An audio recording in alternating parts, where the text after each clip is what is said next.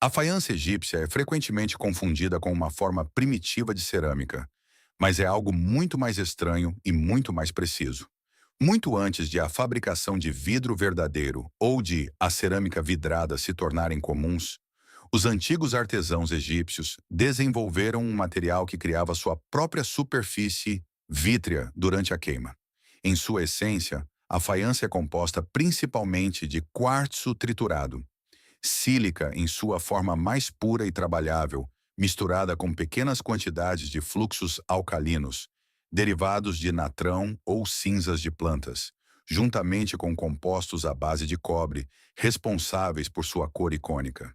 Quando queimado em temperaturas entre aproximadamente 800 e 950 C, o material se comporta de uma maneira que ainda desafia a replicação moderna. Em vez de exigir um vidrado aplicado, a faiança gera um revestimento vítreo a partir de seu interior. À medida que o calor aumenta, os sais alcalinos migram para fora através do corpo poroso de quartzo. Na superfície, eles interagem com compostos de cobre e sílica, formando uma fina camada de vidro rica em silicatos de cobre. Esse processo de autovidrificação produz os tons intensos de turquesa e azul profundo vistos em contas, azulejos e estatuetas, abrangendo mais de 3 milênios da história egípcia. Análises científicas revelaram quão finamente ajustado esse processo era. Estudos com microsonda de artefatos de Abidos mostram concentrações de cobre no vidrado variando de 4 a 7% em peso. Abaixo da superfície encontra-se uma estreita zona de transição, onde o conteúdo de sílica sobe bruscamente, de cerca de 60% no vidrado para mais de 80% no núcleo. Esse gradiente não é acidental. Ele indica um processo de difusão controlada que os fornos modernos têm dificuldade em reproduzir de forma consistente. Reconstruções experimentais demonstraram quão sensível é a produção de faiança. Testes em fornos com atmosfera controlada mostram que mesmo pequenas mudanças na pressão parcial de oxigênio, variações tão pequenas quanto 0,01 a 0,3 atmosferas, podem alterar dramaticamente a opacidade do vidrado e a saturação da cor. Oxigênio em excesso e o azul torna-se pálido. Pouco oxigênio e a superfície torna-se manchada ou opaca. Os artesãos antigos alcançaram resultados uniformes sem instrumentação moderna, sugerindo um domínio empírico das condições de queima que permanece difícil de igualar. Hoje, pesquisadores em instituições como o Getty Conservation Institute estão usando espectroscopia de quebra induzida por laser para observar a formação do vidrado em tempo real. O trabalho deles foca em identificar perfis de queima que reduzam defeitos, enquanto exploram alternativas de fluxo ambientalmente mais seguras, incluindo boratos de sódio e potássio para substituir o natrão minerado. Experimentos com camadas em microescala produziram até protótipos de azulejos, com transições graduais de cores ecoando os gradientes naturais vistos em peças antigas. Apesar desses avanços, as réplicas modernas raramente capturam a textura, a luminosidade e a profundidade exatas da verdadeira faiança egípcia. A química é compreendida, as temperaturas são conhecidas. Contudo, o equilíbrio alcançado pelos antigos artesãos entre material, calor e atmosfera permanece apenas parcialmente ao alcance. A lente de Nimrud é um objeto pequeno e despretensioso, mas inquieta mais os historiadores do que muitas ruínas monumentais. Descoberto em meados do século XIX, entre os restos da cidade assíria de Nimrud, o artefato data de aproximadamente o século VII a.C., durante o auge do Império Neo-Assírio. À primeira vista parece simples. Um pedaço de cristal de rocha, cuidadosamente moldado, ligeiramente convexo, polido com uma clareza que parece deliberada em vez de decorativa. Mas suas implicações são tudo menos simples. A lente é feita de quartzo, um material que deve ser trabalhado com paciência e precisão. Diferente de pedras mais macias, o quartzo resiste à moldagem e fratura de forma imprevisível se mal manuseado. Exames microscópicos mostram que a lente de Nimrud foi desbastada e polida em um processo controlado de várias etapas. A curvatura é irregular, porém funcional, capaz de uma ampliação modesta. Quando testada sob condições modernas, ela amplia pequenos detalhes o suficiente para aguçar linhas finas e bordas. Apenas o suficiente para ser relevante. Isso levanta uma questão desconfortável. Por que um artesão assírio antigo investiria tanto esforço para produzir um objeto com propriedades ópticas? Alguns pesquisadores argumentam que era simplesmente decorativo, talvez um embutido ou ornamento. Outros notam que sua distância focal e capacidade de ampliação são consistentes com o uso prático. Poderia ter auxiliado artesãos na gravação de selos, na escultura de marfim ou no trabalho com filigrana de metal fino, tarefas nas quais os assírios eram sabidamente habilidosos. Sugestões mais controversas surgiram. Alguns estudiosos propuseram que ela pode ter sido usada como uma lupa primitiva, ou até como uma ferramenta para iniciar fogo ao concentrar a luz solar. Essas interpretações permanecem em debate, não porque a lente falhe opticamente, mas porque registros escritos descrevendo seu uso não sobreviveram. Textos assírios catalogam ferramentas, materiais e rituais com grande detalhamento, mas nenhum menciona explicitamente lentes ou dispositivos ópticos. O que torna a lente de Nimrud especialmente intrigante é que ela parece tecnologicamente isolada. Não há uma linhagem clara que leve a ela e nenhuma tradição óbvia que a siga. Lentes comparáveis não aparecem novamente no registro arqueológico até muito mais tarde em contextos greco-romanos. O conhecimento necessário para produzi-la parece surgir brevemente e depois desaparecer. Os cientistas modernos podem replicar a forma da lente, mas recriar seu contexto é mais difícil. Sem saber como ela era usada, a replicação torna-se suposição. Inovação sem documentação não deixa um roteiro. A lente de Nimrud permanece como evidência de que as sociedades antigas às vezes alcançam soluções que a história não preservou. Avanços que funcionaram bem o suficiente para existir, mas silenciosamente o suficiente para serem esquecidos. O concreto romano não falha, da mesma forma que o concreto moderno. Esse é o fato desconfortável que confronta engenheiros que estudam os restos de portos antigos que ainda resistem após quase 2000 anos de exposição constante a ondas, sal e pressão. Estruturas em locais como a Baía de Pozzuoli não eram apenas duráveis, elas eram quimicamente vivas. Os romanos produziam seu concreto marítimo, combinando cal com cinzas vulcânicas, conhecidas como possolana, misturando então o aglutinante diretamente com a água do mar. Ao contrário do cimento Portland moderno, que enfraquece em ambientes salinos, essa mistura endurecia sob a água e tornava-se mais forte com o tempo. A chave reside em como o material responde aos danos. Quando fissuras microscópicas se formam, a água do mar infiltra-se no concreto, em vez de destruí-lo. Essa intrusão desencadeia uma cascata química lenta, em vez de uma deterioração estrutural. Dentro dessas fissuras, a água do mar dissolve o hidróxido de cálcio residual e partículas de cal não reagidas presas na matriz. Esses minerais dissolvidos interagem então com a sílica e a alumina das cinzas vulcânicas. A reação precipita a tobermorita de alumínio, um mineral cristalino excepcionalmente estável, raramente formado sob condições ambientais. A análise petrográfica de núcleos extraídos de pieres romanos revela camadas distintas desses cristais revestindo fissuras, às vezes atingindo espessuras de até 150 micrômetros.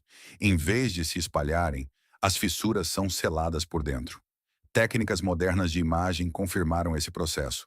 A difração de raios-x e a microscopia eletrônica de varredura mostram que o crescimento de cristais continua muito após a fase inicial de cura, às vezes ao longo de décadas. O concreto não apenas resiste ao dano, ele responde a ele. Cada fratura torna-se um local de reforço mineral, travando a estrutura em uma estabilidade maior. Tentativas de recriar esse comportamento tiveram sucesso limitado. Pesquisadores contemporâneos em instituições como o MIT e a Universidade de Toronto estão experimentando sistemas de autorreparação biomediados. Uma abordagem incorpora bactérias ureolíticas, como a Sporosarcina pasteurii, em misturas de concreto. Quando a água entra em uma rachadura, as bactérias se ativam e hidrolisam a ureia, produzindo íons carbonato. Estes combinam-se com o cálcio para formar calcita, selando fissuras de até meio milímetro de largura. Outro método utiliza microcápsulas preenchidas com lactato de cálcio ou outros precursores minerais que se rompem sob estresse. Essas técnicas podem fechar rachaduras, mas não replicam a química romana. Os sistemas modernos curam danos intermitentemente. O concreto romano reorganiza-se ao nível molecular. Testes de campo em pontes e infraestruturas marítimas estão em andamento para medir o desempenho a longo prazo, os custos de energia e a durabilidade. No entanto, mesmo que o concreto moderno aprenda a se reparar, ele ainda carece da permanência silenciosa da fórmula antiga. Os construtores romanos não sabiam os nomes dos minerais que criavam, mas as estruturas que deixaram para trás sugerem que compreendiam algo fundamental, que nas condições certas, a pedra não apenas suporta o tempo, ela se adapta a ele. O aço Woods não parecia extraordinário quando saía dos fornos do sul da Índia. Aparecia como pequenos lingotes escuros, densos, despretensiosos e fáceis de ignorar. No entanto, uma vez forjados, esses lingotes tornavam-se a matéria-prima para algumas das lâminas mais temidas e admiradas da história. Conhecidas mais tarde como aço de Damasco, as armas feitas de Woods combinavam um fio afiado o suficiente para cortar seda no ar com uma resistência que impedia o estilhaçamento sob impacto. Durante séculos, nenhum outro aço igualou esse equilíbrio. As origens do aço Woods remontam a pelo menos o século III a.C. Ele era produzido pela fusão de ferro com materiais orgânicos ricos em carbono dentro de cadinhos selados, permitindo que o carbono se dissolvesse uniformemente por todo o metal. Esse aço de alto carbono solidificava-se lentamente, formando uma estrutura interna distinta antes mesmo do início de qualquer forjamento. O verdadeiro mistério reside no que essa estrutura se tornou. A análise moderna revelou parte do segredo.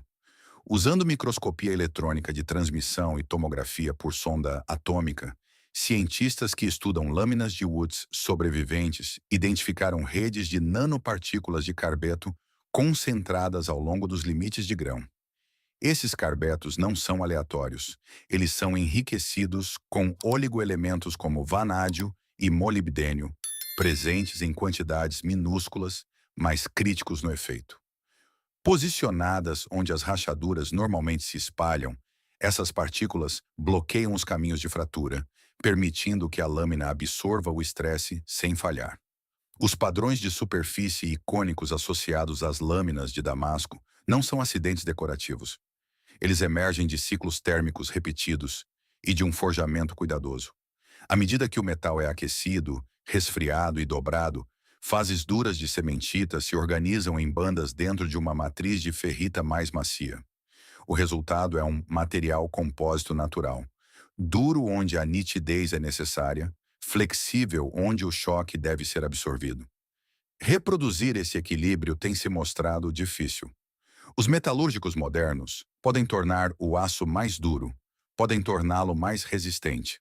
Alcançar ambos simultaneamente sem sacrificar a confiabilidade permanece ilusório.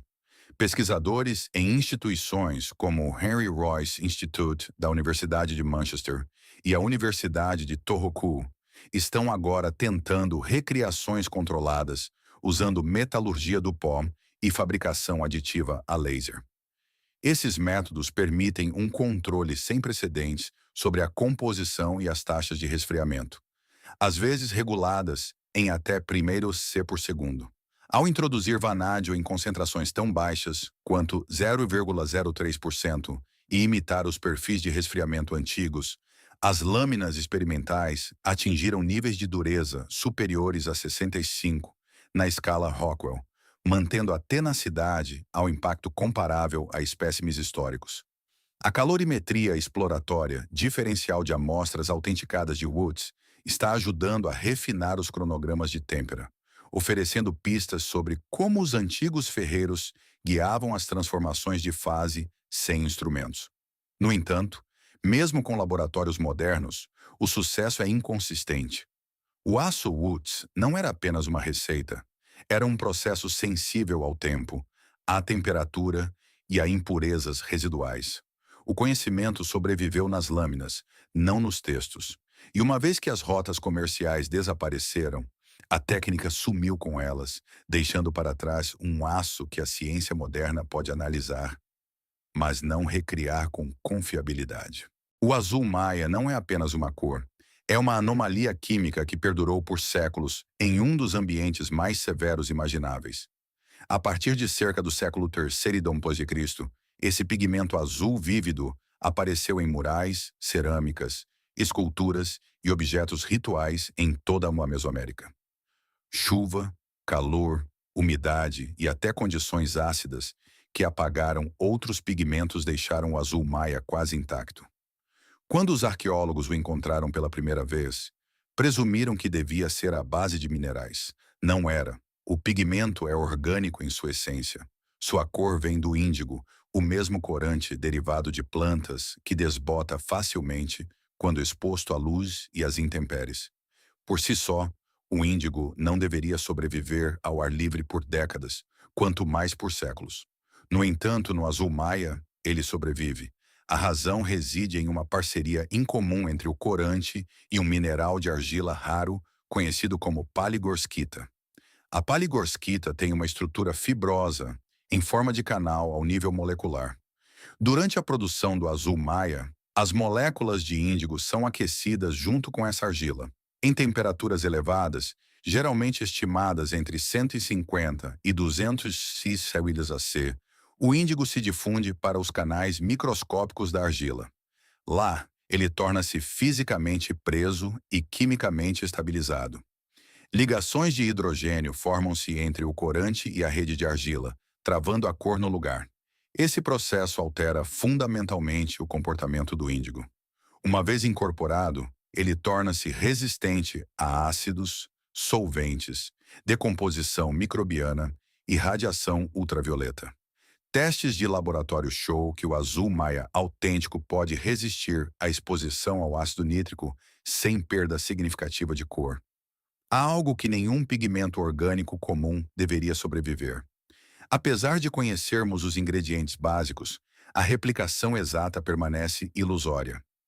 A estabilidade do pigmento depende de condições precisas: a pureza da paligorskita, o estado molecular do índigo, a duração do aquecimento e o perfil de temperatura.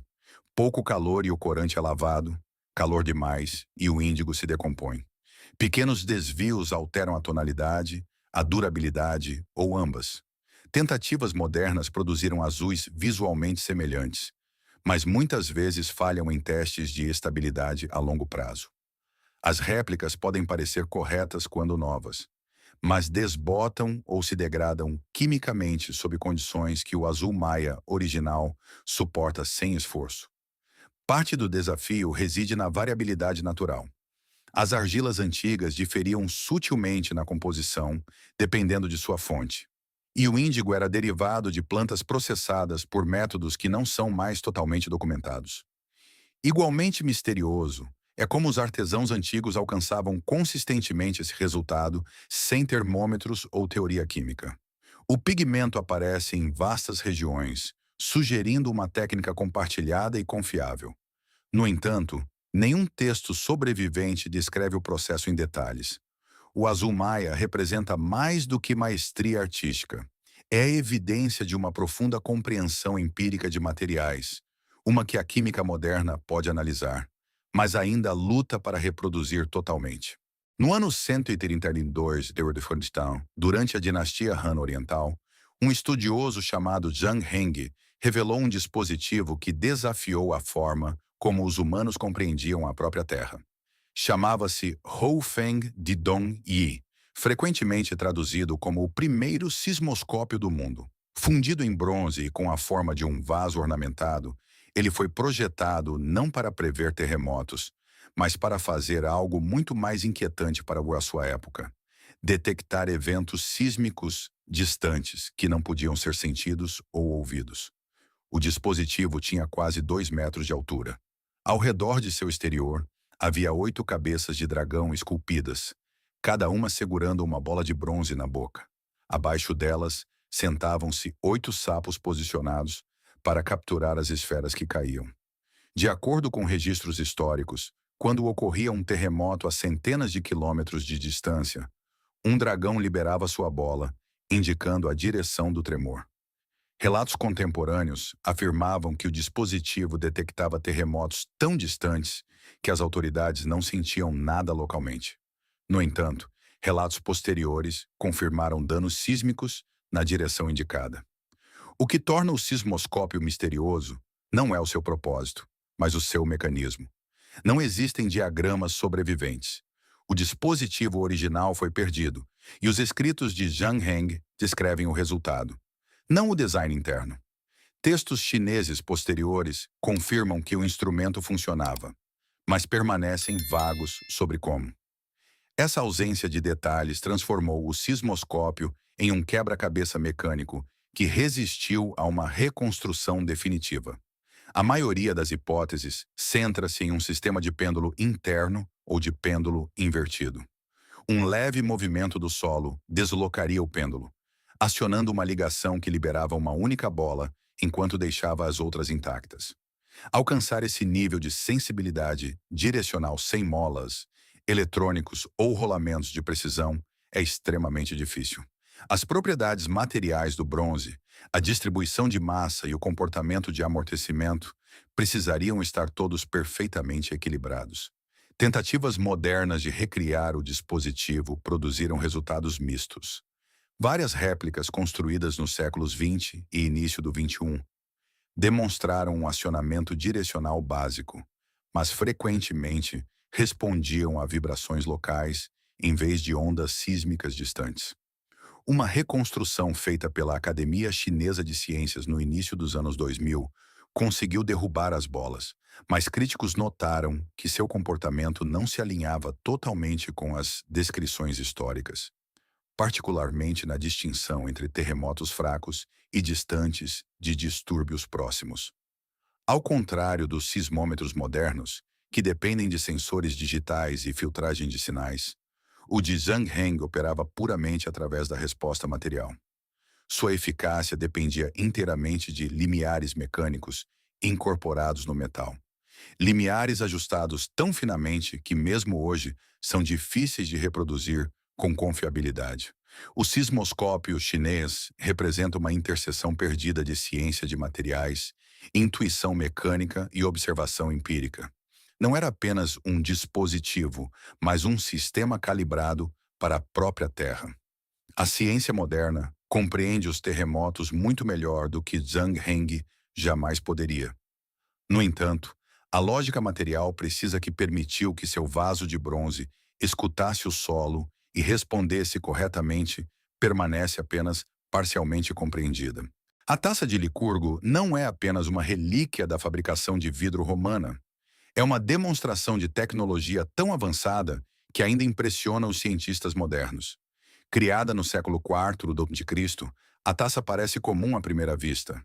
Um vaso verde profundo adornado com relevos intrincados, retratando o mito do rei Licurgo.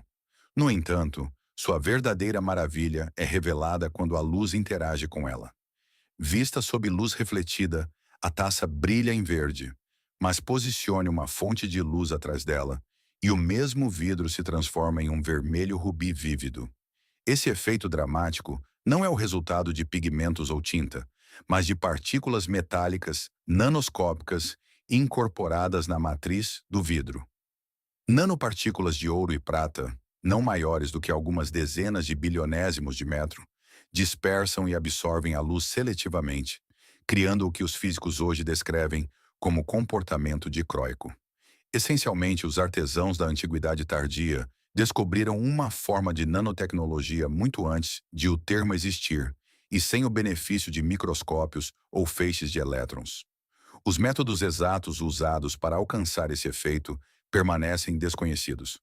Pesquisadores deduziram que o vidro era aquecido com controle preciso, provavelmente várias vezes, e que quantidades vestigiais de sais de ouro e prata eram cuidadosamente introduzidas durante a fusão. As partículas precisavam nuclear e crescer até tamanhos específicos, Se fossem grandes demais, a cor mudaria. Pequenas demais, e ela desapareceria completamente. O resultado foi um vidro que não apenas transmitia a luz de forma diferente, dependendo do ângulo e da iluminação, mas o fazia de forma consistente em toda a complexa superfície tridimensional da taça.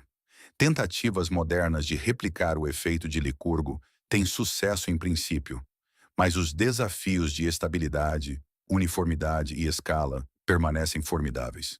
Mesmo com fornos controlados e nanoquímica, criar um vaso que corresponda à mudança de cor, translucidez e clareza do original tem se mostrado ilusório. Qualquer desvio na temperatura, no tempo ou na concentração de partículas pode arruinar o delicado equilíbrio. Os antigos artesãos alcançaram isso sem manuais escritos ou registros experimentais, baseando-se, em vez disso, na observação empírica, na experiência e talvez em gerações de tentativa e erro. A taça também levanta questões sobre propósito e compreensão. A propriedade de Croica seria uma conquista tecnológica intencional, uma exibição de luxo ou ambas? O conhecimento preciso de metais, calor e química do vidro exigido implica uma sofisticação nas oficinas romanas, que rivaliza com os laboratórios modernos em engenhosidade conceitual, mesmo que não em instrumentação. A taça de Licurgo permanece não apenas como uma obra de arte, mas como um testemunho da engenhosidade dos artesãos antigos. Suas tonalidades mutáveis são evidências de que, há milênios, os seres humanos eram capazes de manipular a matéria em uma escala que continua a desafiar e inspirar a ciência contemporânea. É um mistério belo e insolúvel, uma pequena taça que continua a refletir o brilho e o enigma da antiguidade. Muito antes da Revolução Industrial e da invenção da borracha vulcanizada moderna, as sociedades mesoamericanas pré-colombianas já moldavam materiais elásticos resilientes a partir da seiva de plantas nativas. Culturas como os olmecas, maias e astecas descobriram que o látex extraído das seringueiras poderia ser transformado em objetos duráveis quando combinado com aditivos naturais específicos e cuidadosamente aquecido. Esses materiais eram usados em tudo, desde bolas para jogos cerimoniais até revestimentos impermeáveis e itens de vestuário, demonstrando uma sofisticação na engenharia de materiais raramente reconhecida em discussões sobre tecnologia pré-industrial. O que torna essa descoberta notável é o princípio químico por trás dela. A seiva em seu estado bruto é pegajosa, macia e propensa à decomposição. Os artesãos mesoamericanos encontraram maneiras de estabilizá-la, produzindo um material semelhante à borracha, capaz de esticar, retornar à forma original e resistir à degradação ambiental. Análises modernas sugerem que eles misturavam o látex com substâncias como o suco da flor da manhã, que contém compostos de enxofre, e depois aplicavam calor em condições controladas. Esse processo induzia a reticulação das cadeias de polímeros, um mecanismo surpreendentemente semelhante à vulcanização que Charles Goodyear codificaria no século XIX. No entanto, apesar desses insights, os métodos exatos permanecem envoltos em mistério. Arqueólogos recuperaram artefatos de borracha com notável uniformidade em espessura e elasticidade. Mas reconstruir as etapas do tratamento em total detalhe tem se mostrado difícil.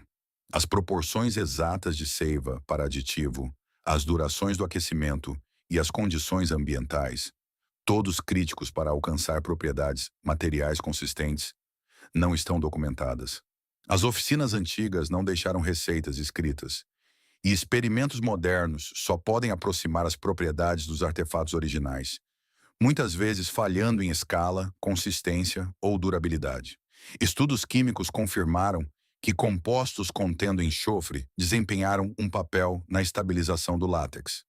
Mas mesmo com técnicas contemporâneas como análise termogravimétrica e espectroscopia infravermelha, reproduzir a borracha mesoamericana com a mesma resiliência permanece parcialmente não resolvido. Algumas reconstruções experimentais conseguem produzir pequenos pedaços de material flexível, mas falham quando escaladas para bolas cerimoniais maiores ou formas complexas, indicando que os artesãos originais Possuíam uma compreensão empírica do calor, da proporção de aditivos e do tempo que se perdeu com o tempo. O domínio da borracha pelos antigos mesoamericanos desafia a narrativa convencional do progresso tecnológico.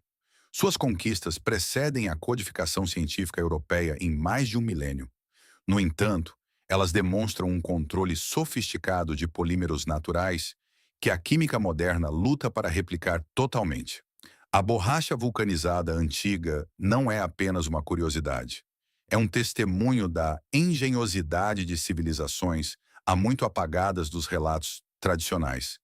Um material que encarna tanto a elasticidade quanto o enigma, sobrevivendo como uma testemunha silenciosa do conhecimento perdido do passado. O pilar de ferro de Delhi não é apenas um monumento, é um desafio silencioso ao tempo. Com mais de 7 metros de altura e pesando mais de 6 toneladas, esta coluna de 1.600 anos suportou séculos de chuvas de monção, umidade e flutuações de temperatura sem corrosão significativa. Para metalúrgicos e historiadores, ele apresenta um quebra-cabeça. Como os ferreiros indianos antigos produziram ferro que se recusa a enferrujar em um ambiente onde o aço moderno frequentemente falha em décadas? Criado durante o reinado de Chandragupta no período Gupta, o pilar é composto de ferro forjado com um perfil químico único. Análises revelam níveis excepcionalmente altos de fósforo e concentrações excepcionalmente baixas de enxofre e manganês. Essa combinação é crítica. O fósforo elevado estimula a formação de uma fina película protetora de hidrogeno fosfato de ferro hidratado na superfície. Ao contrário da ferrugem típica, que descasca e se espalha, essa camada passiva adere firmemente, selando o metal subjacente e prevenindo oxidação posterior. O processo é inteiramente químico, mas reflete os revestimentos protetores buscados em ligas modernas resistentes à corrosão. O que torna o pilar de ferro notável não é simplesmente sua resistência à ferrugem, mas a precisão com que foi produzido. Os antigos ferreiros não tinham fornos elétricos, purificadores químicos ou controles modernos de temperatura. No entanto, o ferro do pilar foi refinado o suficiente para alcançar uma microestrutura quase uniforme, minimizando impurezas que poderiam ter acelerado a deterioração. Evidências sugerem forjamento repetido, martelamento e controle cuidadoso do teor de escória, produzindo um material com força notável e estabilidade química. Metalúrgicos modernos tentaram recriar a composição do pilar, experimentando com ferro forjado, rico em fósforo, e tentando reproduzir sua resistência à corrosão a longo prazo. Embora as ligas de laboratório possam imitar a camada passiva quimicamente, alcançar a mesma durabilidade sem técnicas modernas de refino tem se mostrado difícil.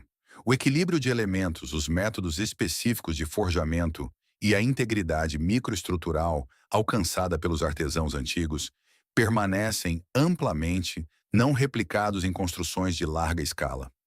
A resistência do pilar levanta questões profundas sobre o conhecimento empírico no mundo antigo. Seus criadores compreenderam através da observação e experiência como os materiais poderiam resistir à deterioração ao longo de séculos. Nenhum manual escrito sobreviveu descrevendo as técnicas. O conhecimento foi codificado em habilidade, paciência e experimentação passadas de mestre para aprendiz. Hoje, o pilar de ferro de Delhi permanece tanto como uma maravilha da metalurgia, quanto como um lembrete da sofisticação tecnológica perdida. É a prova de que os engenheiros antigos podiam manipular a química e a ciência dos materiais de maneiras que continuam a desafiar a ciência moderna.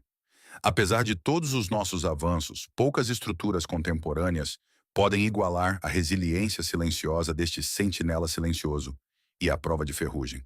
A carruagem que aponta para o sul é uma maravilha da engenharia antiga, que desafia explicações simples. Surgindo pela primeira vez, durante a dinastia Zhou, por volta do século IV a.C., ela foi projetada não meramente para transportar pessoas ou bens, mas para manter uma orientação constante em direção ao sul. Diferente das bússolas magnéticas, que ainda não estavam em uso, Esta invenção de duas rodas baseava-se inteiramente na engenhosidade mecânica, traduzindo a rotação das rodas no controle direcional de um ponteiro. Não importava o quanto a carruagem girasse ou fizesse curvas em terrenos irregulares, o ponteiro permanecia firme, sempre indicando a direção correta. O mecanismo da carruagem está enraizado nos princípios da engrenagem diferencial, um conceito que os engenheiros modernos reconhecem como fundamental, mas que era surpreendentemente sofisticado para uma sua época. À medida que as rodas giravam em taxas diferentes durante as curvas, uma série de engrenagens e eixos transmitia o movimento ao ponteiro. Isso garantia que o deslocamento angular da própria carruagem não afetasse a orientação do ponteiro.